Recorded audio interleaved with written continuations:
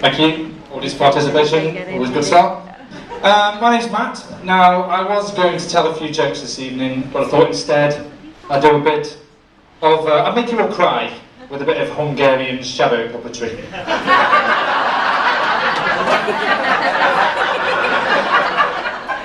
It's definitely harder than it looks. Give the people what they want, that's what I say. But my name's Matt, and I'm absolutely delighted to be here at the home of international comedy, the Liverpool Lime Street Marriott.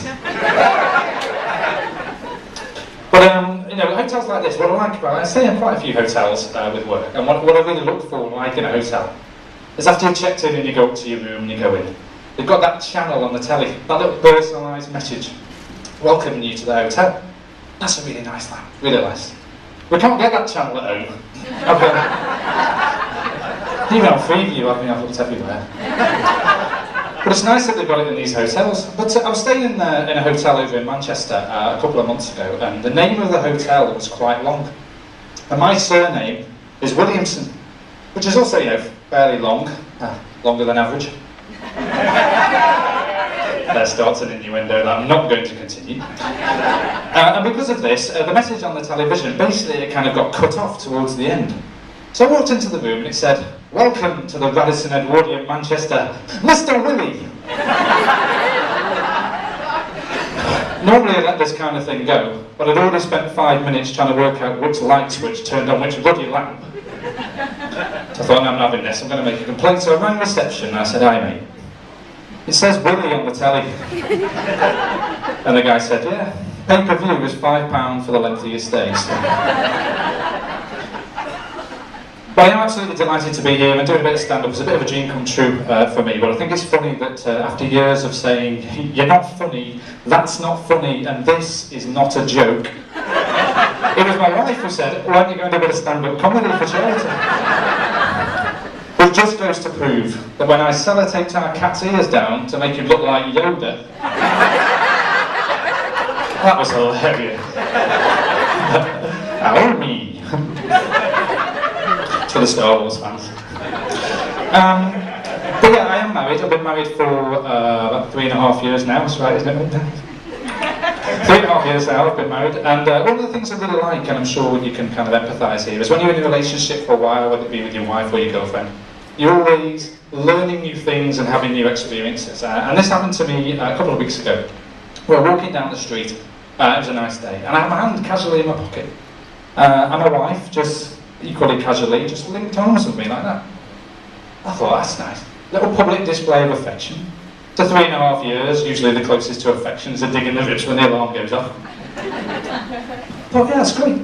But it wasn't long before I realised this is absolutely nothing to do with affection. This is basically a stealth steering mechanism. Because now she's got her arm linked in mine and my hand's in my pocket, she can steer me into any shop she wants. She doesn't have to convince me or anything, and sure enough this is proven a couple of minutes later, when she steers me with whiplash speed as I'm walking the other way into this shop. And I'm like that, a rabbit in the headlights. And I quickly sussed out the name of this shop, ladies and gentlemen. The name of this shop was Bravissimo. Bravissimo. Now, for those who've never heard of it, the clue is in the name, but I'll explain. Basically, it's a kind of a lingerie shop for the more curvaceous, the more voluptuous, big busted beauty, I think is the politically correct term for it, ladies. But basically, you walk into the shop and there are boobs everywhere, big boobs everywhere. They're big, exactly, that's what I didn't do that. But basically, there are boobs everywhere. Boobs on the mannequins, I don't know why I'm doing that. Automatic reaction. Boobs on the mannequins, all the customers have big boobs, and all the people who work there are very well supported big boobs. And immediately my wife does what she always does when we go into a shop that sells women clothes, and she just disappears. She's gone and leaves me there. And she shouts over her shoulder, "I'm going for a fitting. I'll be back in 30 minutes. 30 minutes while a stranger assesses my wife's breasts.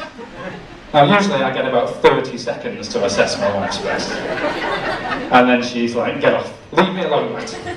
We're in Tesco's."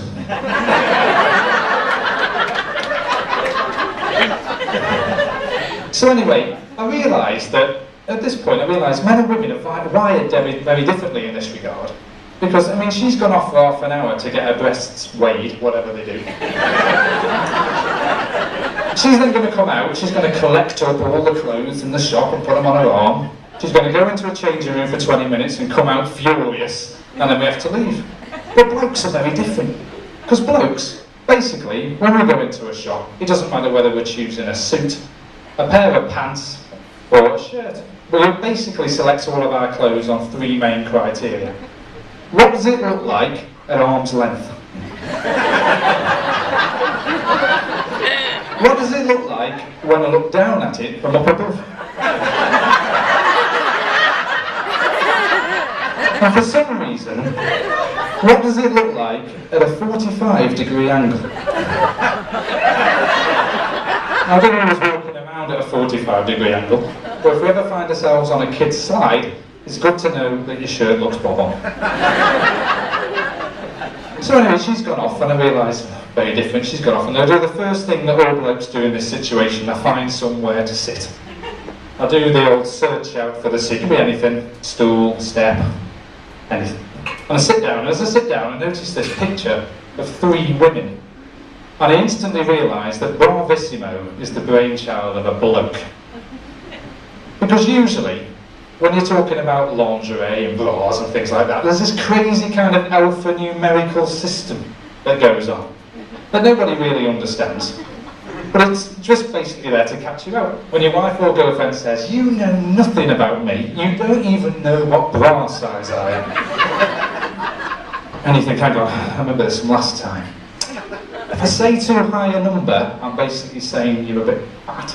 And if I say too low a letter, I'm saying you're a fat lad.